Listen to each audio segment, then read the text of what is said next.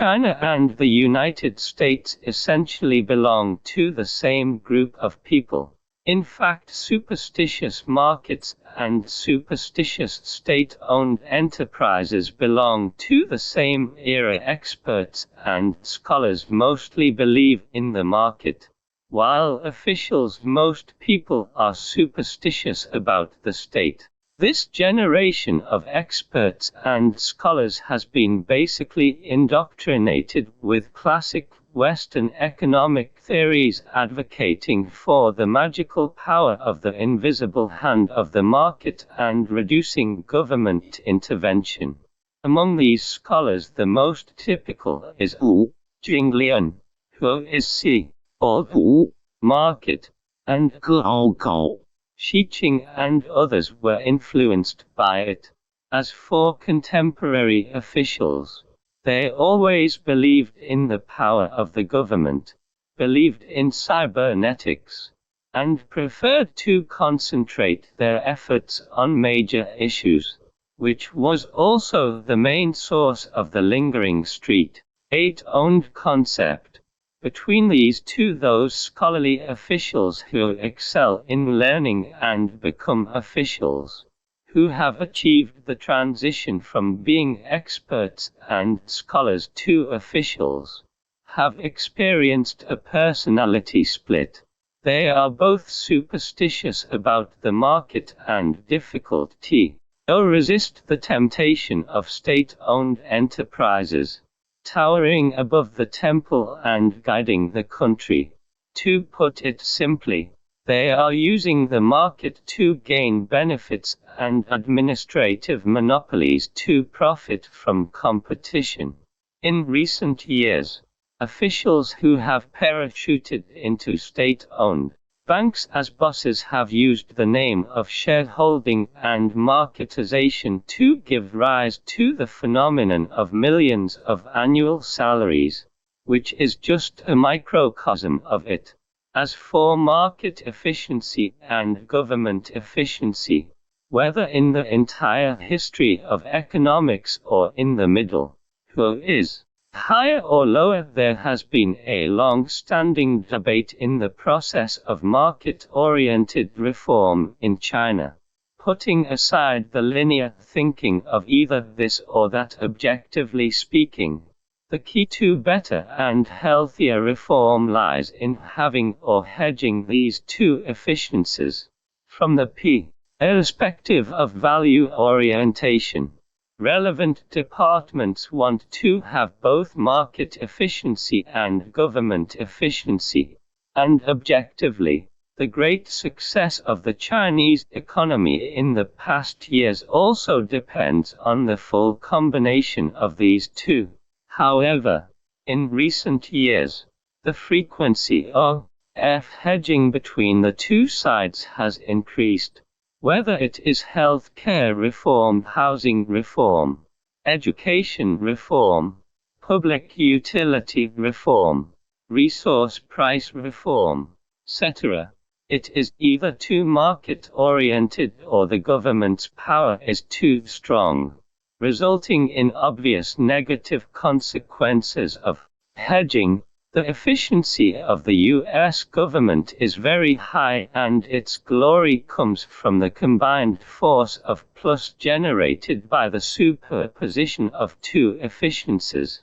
But it deceives other countries to give up regulation and only want a market economy. If Chinese reformers listen to their deceit, as long as the market does not want government efficiency, they will undoubtedly be deceived. The knowledge contrast of four economic civilizations' lack of understanding of various economic phenomena, especially the abnormal operation in the financial field, has led to a lack of understanding of human knowledge systems. Reflection on the accumulation of human knowledge corresponds to the process of human civilization, while existing knowledge still remains in the summary and inference of past economic civilizations. So it is necessary to sort out human economic civilization and deduce the emergence and characteristics of new civilizations. The process of economic civilization is accompanied by the evolution of industries, and the earliest industry that emerged in humanity is agriculture. Animal husbandry predates agriculture industry, but animal husbandry has not been widely promoted.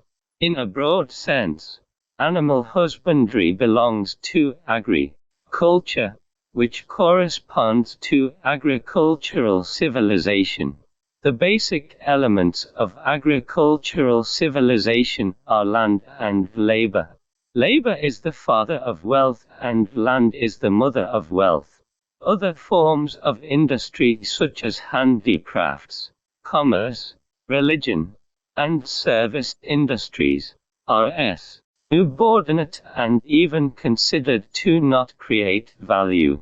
The understanding of wealth is very singular, and the purpose of competition between people and countries is primitive wealth. Without different values competing with each other, conflicts caused by religion do not fall within the scope of economic civilization discussed in this article. Agricultural civilization has lasted for thousands of years, and its knowledge can be effective for thousands of years. It is reasonable to say that half of the analects of Confucius has conquered the world. The rapid advancement of the Industrial Revolution has brought humanity into a new civilization system, namely the stage of industrial civilization. Work industrial civilization is fundamentally different from agricultural civilization. The basic elements of industrial civilization are capital and value, which are exchanged for the purpose of production. The general equivalent of exchange is currency, early gold and silver coins, later paper currency.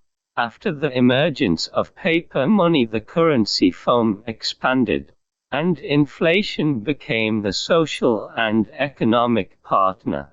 Humanity has in a deeper understanding of wealth. There have also been huge differences in understanding, with one faction starting from human labor, holding high the banner of labor value, and deriving surplus value is defined as labor value. Wealth, Ricardo's value theory, Marx's labor axiology, Lenin's and Stalin's socialism theory. The other school directly launches from the usefulness of commodities to human beings, proposes utility value, and reveals various needs in human nature. Bentham's utilitarianism, marginal schools, utility theory, Dewey's pragmatism. Due to significant differences in understanding industrial civilization, it has been in constant conflict since its inception, until the Cold War in the second half of the 20th century. Industrial civilization has gone through hundreds of years, and its laws have been effective in 100 years. Marx's Das Kapital, Marshall's Economics, and Keynes' general theory of employment, interest and money are classics, and indeed guide the socio-economic operation. In the mid to late 20th century, with the popularization of computers and the Internet, information civilization entered human society. The characteristic of information civilization is that the spread of social induction and information transmission is very fast, greatly changing the original production and lifestyle. For example, computers have changed traditional manufacturing technology and production processes, and the internet has changed people's consumption and communicate methods.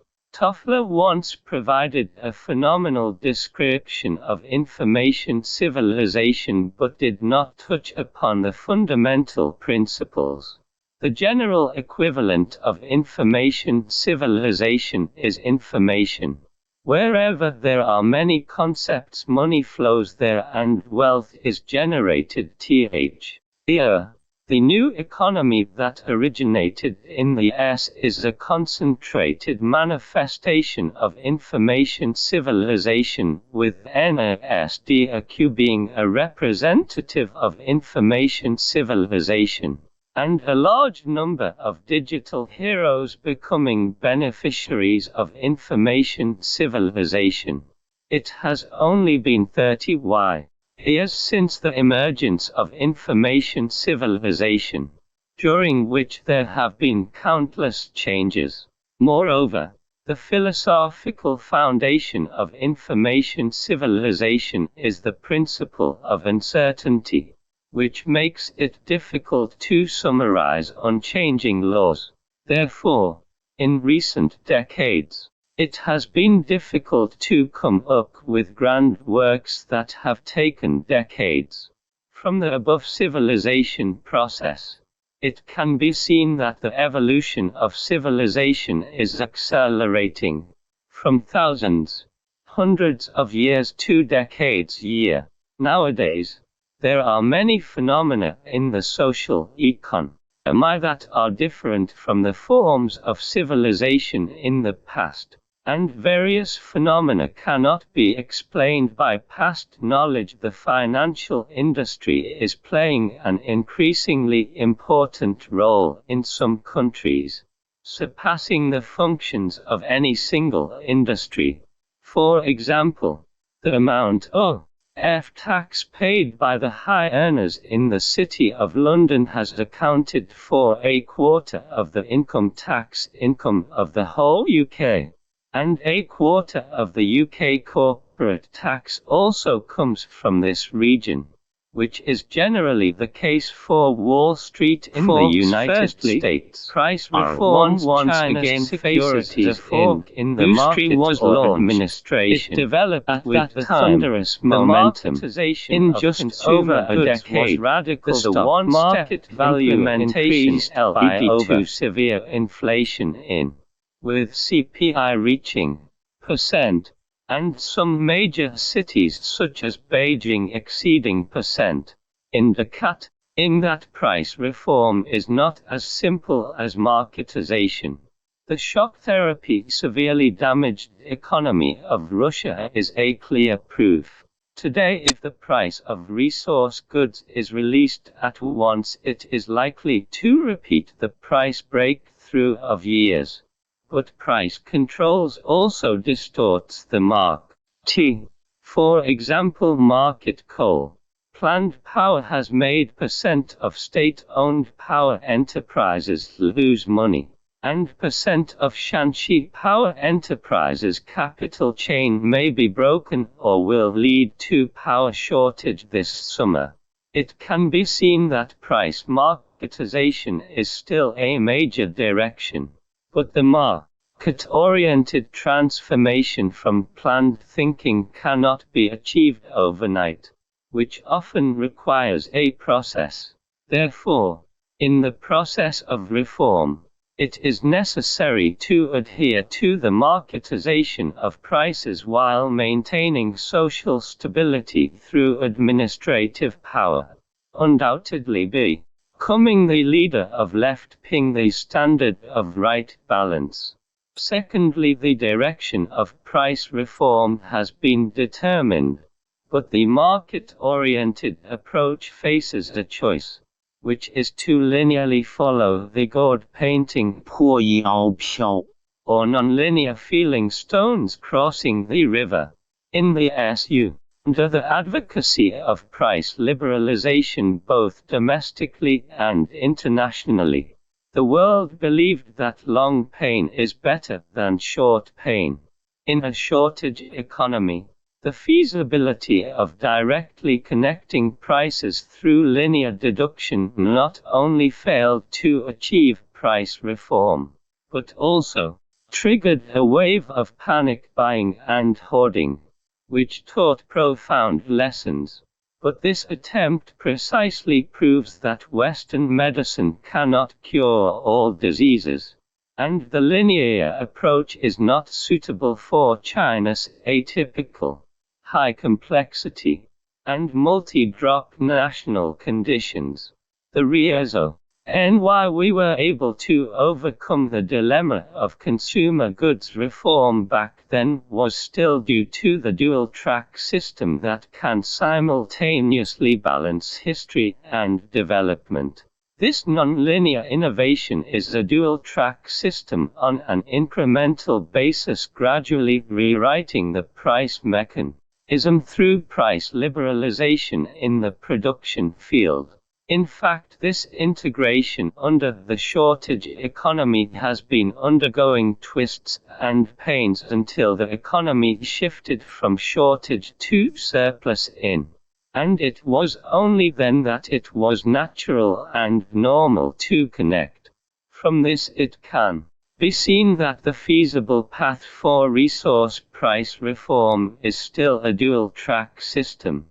But this dual-track system is not the same as in the previous market, the dual-track system of market price and planned price, but a split strategy of opening prices while providing targeted subsidies. Although the relevant departments are still hanging on CPI and extremely sensitive to indicators, the use of administrative force to force down prices has gradually been falsified by the market, and all parties are forced to accept reality through market lessons. It will be a matter of time before prices are relaxed. But this is not to say that opening up is as simple as opening up. It requires the maturity of various conditions such as timing, policies, and situation. This will be a gradual process. Considering the affordability of society, relevant parties are likely to adjust the pace and speed of price liberalization with changes in the situation, giving society enough time and space to transform and digest. At the same time, liberalizing prices does not mean that the government will let go. Regulation can still affect prices, but the methods have changed.